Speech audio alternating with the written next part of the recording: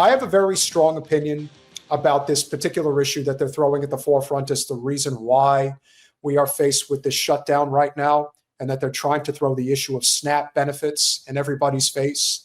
And whether or not you agree with SNAP, I believe in government assistance when it's absolutely necessary. I don't believe in a system that forces people to stay on it. And there are many reasons why people end up on it. But one person who decided to throw his opinion out there about it, even though he's coming at it from a place where, as I mentioned to Jen, I was going to talk about this tonight. Tim Pool was kind enough to have Jen on his podcast a few years back. And it was a very big deal. I think probably at least 1 million people in totality probably ended up seeing it. In fact, we were at an event in Fort Lauderdale. I remember this distinctly. We were, just perusing around. It was a networking night. And 2 different people came up to her and said, "You're Jen Perlman." So there is no question that his reach is wide and his influence is even wider. However, he will have takes that are so out of bounds, I don't even know where to begin. He decided to shit on Miss Rachel, of all people, saying that she's a demon, even though I know Tim likes to say things tongue in cheek. But this is what he had to say about SNAP benefits. Are substantially more likely to receive welfare benefits than Republicans. So when the Republicans come out and say they're going to give these benefits, they're outright saying we're going to help Democrats win. We're going to take from you, hardworking taxpayer, to give to them who don't. Right off the bat, he clearly doesn't understand economics, which, again, most people that are political commentators actually don't. So hearing him make such a statement is, of course, asinine. But the one thing that even if you identify as conservative or even religious, this whole idea of walking on poor people, to me, I've never fully understood. Now, you want to chastise people that simply don't want to help themselves. I understand that there is that sentiment that at some point you have to pick up, you got to pick yourself up by your bootstraps. There is some truth to that, whether people want to accept it or not. However, you look at this system and how the overwhelming majority of people who are on food stamps are also full-time employees, and they work for corporations like Walmart and Amazon that don't pay them enough to live. And sometimes where they live, that's the only options they have. Like, not taking capitalism into account as to the reason why so many people are suffering under this system is just another example of the grifting political commentating class. If you're going to make a point, at least tell the whole story. Am I wrong? Well, you brought up Walmart. This goes deeper than housing and economy, obviously, right? Our government is shut down over all of this. And whether it's over a senator in Arizona or the Epstein or SNAP or Medicaid or Republican Democrat, there are people who are going to go hungry because this has lapsed. And you'll have people on both sides of the aisle that'll yell, okay, well, there's a certain amount of people that aren't working that are getting this. And then there's a certain amount of people that are undeserving that are on this. But just as you said, there's just as many people in the military, people that are serving in these corporate jobs. And you mentioned Walmart. Walmart actually gets tax benefits from having people that qualify for things like SNAP on their payroll. They have a actual motivation to keep their wages low in comparison to the cost of living because they get to double down.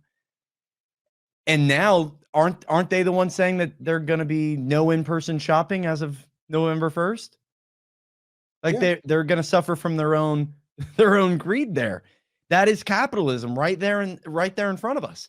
You employ so many people and keep their wages to a point where they have to be in this wage class, so you get the tax benefit from it, and now you don't have employees. I think there's way more corporations that are on that thin line than we'd like to believe.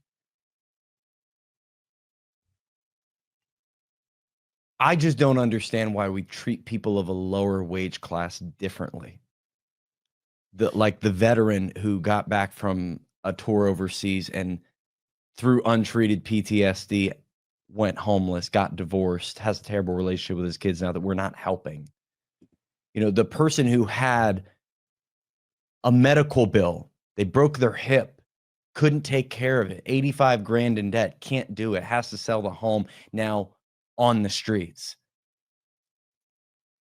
And I saw a video the other day that was crazy. He's like, put yourself 10 years on the street with nothing to do, surrounded by homeless people and other people that are considered normal, that seemingly hate you and don't want to have anything to do with you. After 10 years, tell me you won't look at crack and say, yeah, give me a try.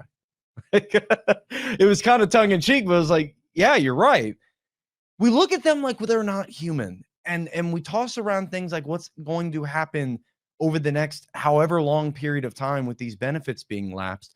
Like there aren't people that are going to suffer, and it isn't capitalist fault. The people creating the lobbying dollars to go into the political figures' pockets faults. This all comes down to money. You're right, because we're debating the budget and how it should be allocated. Yet we have more than $1 trillion now going to pay the interest on the bonds that we have allocated, our own debt. We nearly have $1 trillion in industrial war spend, our military. There's money flowing from all directions, not to mention the money that flows to places like Israel and now Argentina. And so there's money, but like you're saying, is it more the motivation behind the money? And yeah, I'd agree with you. And let's not forget, there are two variables here that one cannot forget. Number one, the Trump administration, throughout their talking points, to Tim, to Benny Johnson, to Dana Loesch, and all the people in between that are supporters of the Trump administration, conservative Vic, etc., Dave Rubin. And then the other component that doesn't get talked about enough, but I will talk about it because I've been to Tim Pool's home. He is a very wealthy individual. He has made a lot of money at this grift, to his credit. But to talk about these things from the perspective of somebody who knows anything about what it actually means to suffer in any economic capacity, he's been living high on the hog for probably about a decade now, I would say, very comfortably. Now, maybe when he grew up, he may have known a thing or two about struggle, but he sure as shit don't know about it now. And when he talks about it from the perspective of where he sits today, knowing full well that he makes millions of dollars a year to bitch and moan all day long in front of his computer, I'm sorry, but your opinion really doesn't mean dick. But he does have more of an opinion to share, and I'm sure it gets even worse. No, don't get me wrong. There are many people who really do need the assistance, and I respect that, but I don't believe a system should exist that makes it possible for people to not work. So here's my proposal. How about we pass a bill that in order to fund SNAP benefits, if you are receiving this, you got to work. Yeah, I think it's like 90% or something in that neighborhood of people that are on SNAP benefits work. Full time. Yeah. So what the fuck are you talking about? Minimum wage hasn't changed in 17 fucking years. Right? Why not? There are jobs that need to be done. Why are we just giving this away? Why do I work 16 hours a day and pay half my income in taxes so that people don't have to work? Well, first of all, if you're spending half your money on taxes, you have a shitty accountant or you don't know anything about how to actually save money. Yeah, or you got all your winnings from Price is Right. Like, why is he paying 50% tax bracket? That don't make sense. Well, let's be honest. I mean, he kind of did hit the lottery with the show. A lot of people do. You know, I realize that our channel, which even though we are going, we've hit another wall, if you will. But if we get to 100,000 subscribers, we will be in the top 1% in the history of YouTube in terms of who actually gets there. So when you think about him and his multi-million subscriber count channel, he is in the 0.00001% of actual YouTube channels. So again, coming at it from a perspective of, I'm going to tell you how it should be, from a perspective of thee not knowing a thing about what it means to actually be in that position. That's the problem. Do you see a lot of people in these positions? Because you cover a lot more of this than I do. I'm housing economy focused. Do you see people that reach these points where they have an expertise on one thing and that thing propels them to a high level, and then when they get to that high level, all of a sudden they feel they're the expert on many things? Well, I think it depends on kind of like our situation. You know, we had a small channel for a long time. We called it Small But Mighty. But in the past 5 months, give or take, we've grown our channel fourfold. We accumulated over 60,000 new subscribers. Now, one would say, okay, you have a channel now. You have, at our high point tonight, we've had 850 live viewers. You would say, okay, you have like a legitimate channel. You have something. Double tap the live, y'all. Double tap the live. Thank you, baby. That we have a legitimate channel. We can make some money and all that stuff. And so do you want to refine your message now? Because maybe advertisers might be interested in promoting your channel. And to that, I say that I don't care. We got here because we spoke the message of economic populism from the working class's perspective. We're not going to change that now. And we also spoke at it from the perspective of America first, anti-Israel. And we're not going to change that either. So we will let the chips fall where they're going to fall. Whereas somebody like Tim Pool, he is going to play ball however way he needs to play ball, because he has a multi-million-dollar business. And he knows that if he doesn't play ball, it could get taken away from him at any moment. The difference for people like Jen and I is that my career is not this channel. I do this because I care. My career is your career. I work in commercial real estate. That's what I do. And I'm an investor.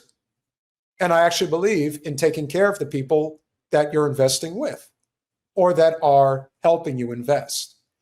Now, maybe that's not a common practice, but it's my practice. And so when I hear people like Tim say what he says, again, he's coming at it from a perspective of somebody who doesn't really know and doesn't really understand. And he's also hurting people, and he's being paid a lot of money to sell this shit. And that is a big problem as far as I'm concerned. So we'll continue. No sense, and I'm not for it. Here's my pitch. When you receive that EBT card, you're required to show up at a certain location and do some work. You want money, you got to earn that money. That work can be trash cleanup. It can be at home data entry. And I'm not even saying 8 hours. There's got to be maybe 4 hours a day. You do 4 hours of work, and the other 4 hours go look for a job. And then I would say after a month, if you want to keep receiving these benefits, then you have to have some kind of job. And here's what I'll stress this. Getting a job and losing the benefits is an incentive for people to not get a job. That's the problem. The way it should work is you get a job and there's a percentage you still receive. You see what I mean? Because I've met these people. There are people who really need it, and they're getting, a couple $100 a month, and they're like, but if I get a job, I'm going to have less money for food because they're going to take all the benefits away. So it should be a tapering down. To be honest, I would actually be totally okay if they just let it expire. Wouldn't it make sense to actually have a system that allows people to make a living wage so they don't have to get government assistance? The biggest government assistance takers, welfare queens, if you will, are the multinational corporations led by Amazon and Walmart. They're at the top. So is McDonald's. So are several others. In fact, when you apply for a job at Walmart, they specifically direct you to an office so that you can apply for benefits because we're not paying you a living wage. I would think that that's a failure of a system. You could say that that's not capitalism. Call it whatever you want. It's a system that I don't want to be a part of. I think we should fix it. Or, well, not even fix it. We need a new system.